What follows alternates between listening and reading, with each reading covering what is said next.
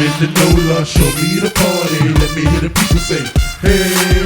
I'm in the NOLA, show me the good food. Let me hear the people say, hey. I'm in the NOLA, show me the ladies. Let me hear the people say, hey. I'm in the NOLA, where all my people. Let me hear y'all say, hey. I'm a NOLA boy. Welcome everybody to another edition of the Lanyard Podcast. This your man Big Pop on the mic. Another Pelicans edition. Going over the beginning of the season here. Pelicans start off 0-2. The Willie Green countdown is in effect. So starting off the first game against the Memphis Grizzlies, Pelicans had their shot to win this game. They were in control of the game, honestly. Zion did his thing. 27 points, 9 rebounds, 5 assists. Uh, Trey Murphy, not his best game at all. 13 points, 7 rebounds, 3 assists.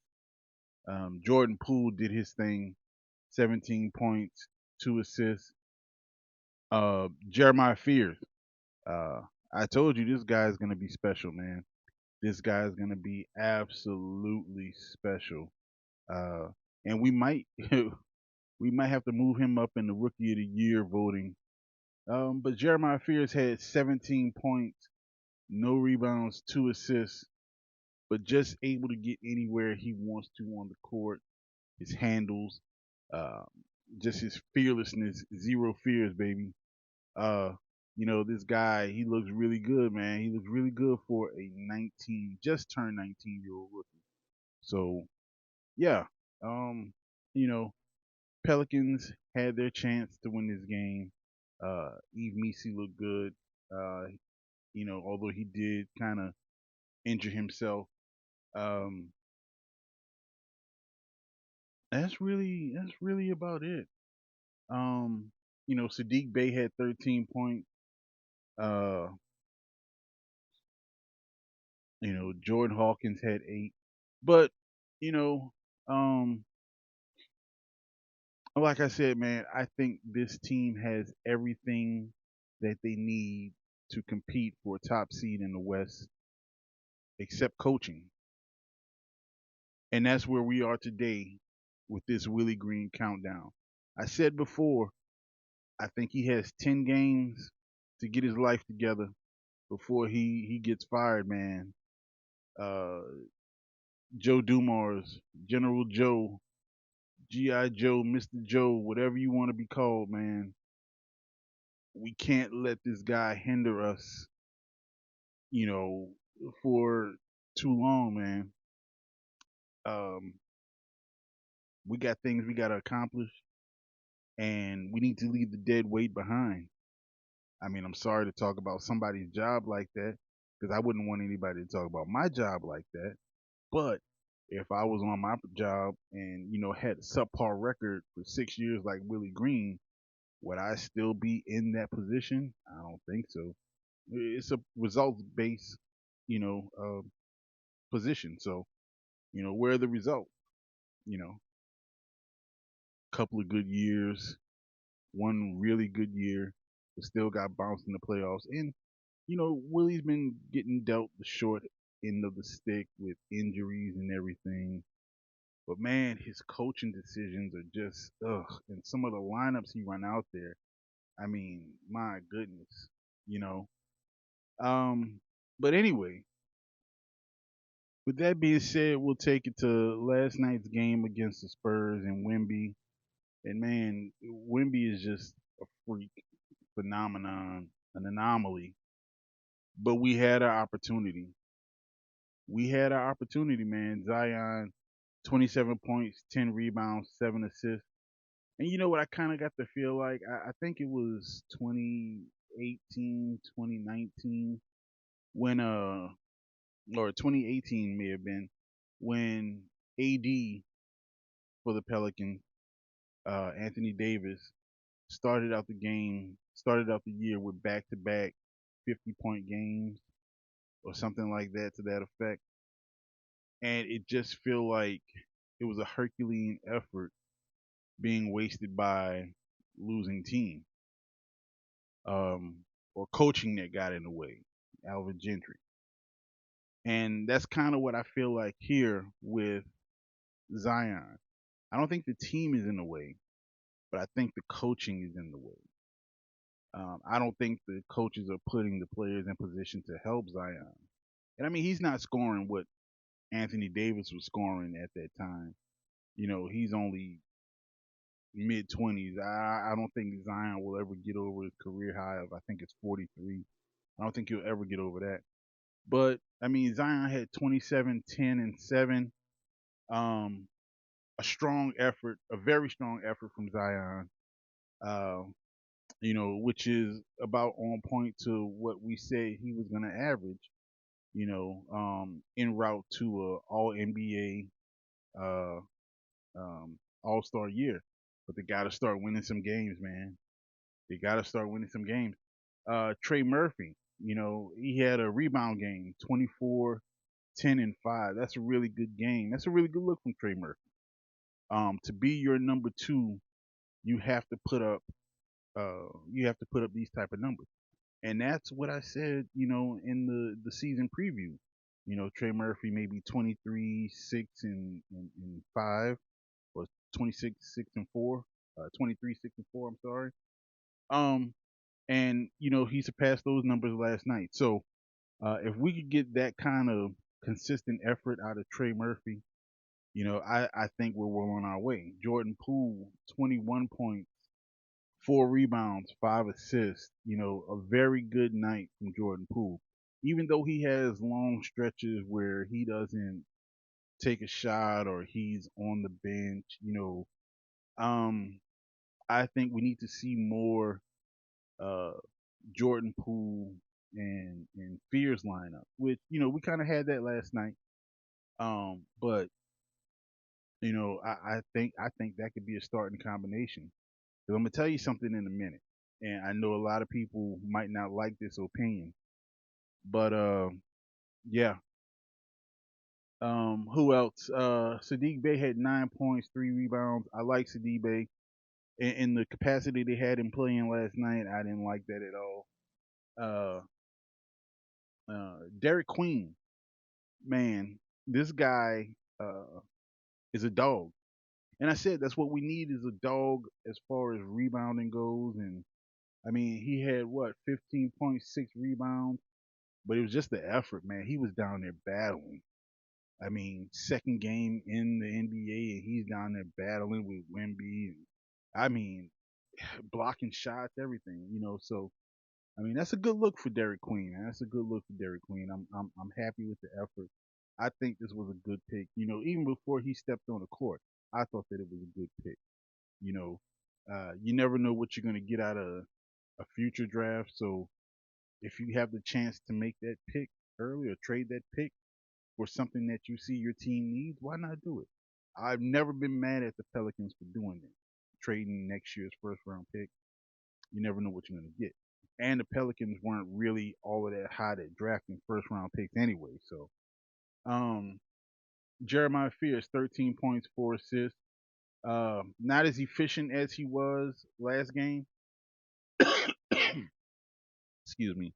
But he still looks good. Um and we need to get him more minutes, man. I don't think that uh we need to see much more of Jose Alvarado. And don't get me wrong, man. I love Jose, but who are you gonna pair him with? Jose and Jordan Poole, Jose and Jordan Hawkins, Jose and Fears. I mean, Jose just doesn't fit. He seems like the odd man out to me. Um, let's see who else played. My guy, man, Herb Jones. Now, this is what I was gonna say where I said that people might not like my opinion, but that first game, I think Herb Jones sold us out that first game. Honestly, against Memphis, Herb Jones does not need to lead the team in shot attempts. I think Herb Jones had 18 shot attempts against Memphis. I don't want to see that. I really don't want to see that. You know, if you're going 5 or 6 from three, or 1 of 6 for three, okay. But to take it to the rim as many times as he did and come up short, missing, getting blocked, you know, untimely passes. I mean, I don't need to see Herb Jones as the focal point of an offense at any period during the game. None of that. Not so much this game, uh, where Herb Jones had 0 points, 7 rebounds, 2 assists. Focus on the defense. Focus on stopping the ball as the handler is coming up the court. And I'm not saying that that's on him. That's on the entire team. That's a big bugaboo that they have going on right now. You know, but man, focus on stopping the ball coming up the court. These opposing teams are getting way too many easy looks at the rim, easy goes at the rim. Something's got to change. You got to put man on the ball. Man on the ball should be able to stop, take the ball out of somebody's hands, make them pass. If you're gonna, I don't know, if you're gonna let them get to the goal, man, at least make it challenging for them. You know, but I'm not putting that on Herb Jones. Uh, I put that on the coaches. I put it on the players too. Um, because that's basketball 101, right? That's Pee Wee. Stop the ball. But coaches, man, you have to. I don't know what type of drills they practice or what have you, or this is the NBA. Do you guys need to practice that? But obviously something is going wrong, and it falls back on coaching. So 0-2 for Willie Green. I gave him 10 games. He had opportunities to win both of these games. Unable to make adjustments. Um, Unable to put his finger on the pulse of the team. Uh, I've never seen a coach not able to ride the hot hand. You know what I mean? And I don't know if James Borrego would be any better if he was to take over for Willie Green. From his days in Charlotte, I mean, he had a nice offense, but some of his decision making was questionable at best. But they're paying James Borrego a lot of money for him to stay for a reason. You know, Lead assistants really don't make as much as what James Borrego does. But I'm a fan. I'm a supporter. Um, and for a couple of years, man, I don't live in the city no more.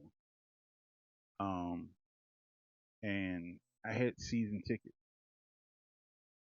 That's how committed I was. Uh, but eventually I gave that up. And I'm on League Pass now. You know, strictly for my team. So, General Joe, uh, I need you to hear this, and I need you to make the proper adjustment. You've already done a lot of things that the previous regime wouldn't have done. I mean, Griff was a stickler for riding with his guys, and making proclamations that didn't make any sense, like Drew was the MVP, and anyway, um,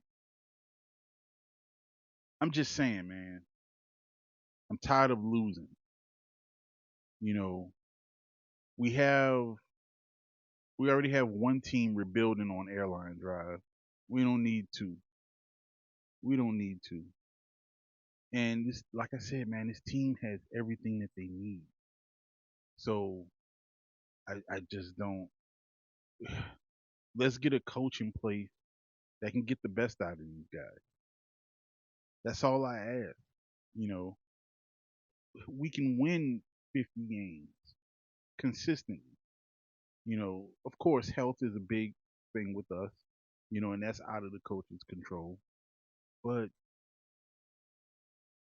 we should be able to do the basics, you know, stop the ball, put opposing players in action, hunt mismatches, you know. And we just I don't know, we just can't do these things. These things seems to be uh, what the Pelicans lack. So I'm just ready for a winner. I got my gear, you know, I got jerseys, like a gang of jerseys in the closet, man. I'm not a fair weather fan, you know. Um I speak on what I know, I speak on what I see. So let's get it. Let's get it. Let's Willie, I'm rooting for you. I'm rooting for you, bro. But man, it's been 6 years of the same old slow start to the season. Then we're behind the eight ball, and we got to put forth this Herculean effort just to get to 500.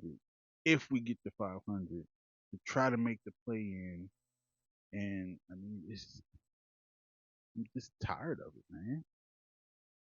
So, so our next game is Monday against the Celtics. Short-handed Celtics, but again, uh, you know, Memphis was short-handed. San Antonio was short-handed, and that didn't change anything for us. So, like I said, I just want to see a winner, and it starts Monday. We have to beat Boston. We have to. If we go 0-3, I mean, why wait till 0-10? Just fire Willie. Just fire him. Replace him with James Borrego. Let's see what we got. Let's see what we got. I'm in the NOLA, show me the party. Let me hear the people say, hey. I'm in the NOLA, show me the good food. Let me hear the people say, hey. I'm in the NOLA, show me.